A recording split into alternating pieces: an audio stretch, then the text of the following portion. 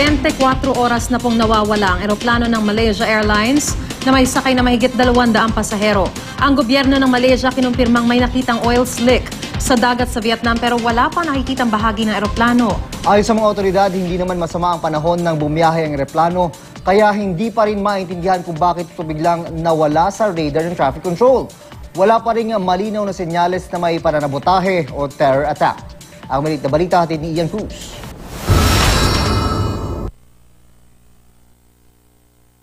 Boeing 777-200 ang modelo ng ilang eroplanong nasa fleet ng Malaysia Airlines. Ganito raw ang modelo ng eroplanong nawala sa gitna ng biyahe kahapon.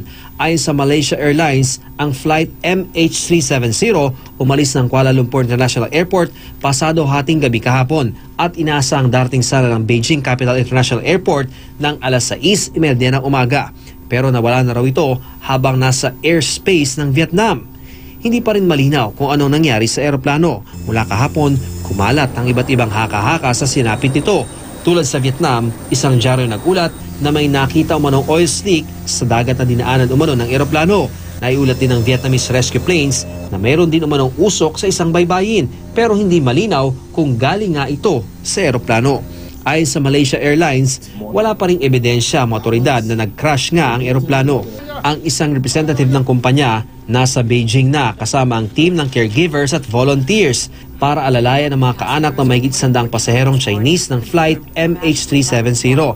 Pero dahil wala pang bagong impormasyon, nangangamba ang mga kaanak na naghihintay sa isang hotel. Kinukumpirma ng Malaysia Airlines at otoridad ang impormasyong may sumakay sa flight gamit ang Peking passport. Sa flight manifest kasi, mayroon umanong Austrian at Italianong pasahero pero sabi ng kanilang foreign ministry, hindi sila nakasakay sa eroplano.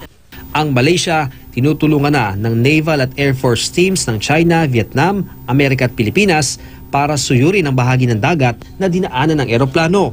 Ayon sa Malaysia Airlines, sa bahagi ng Kota Baru, Malaysia, huli nagkaroon ng komunikasyon ng piloto ng eroplano sa Malaysian Air Traffic Controllers. Ian Cruz, GMA News.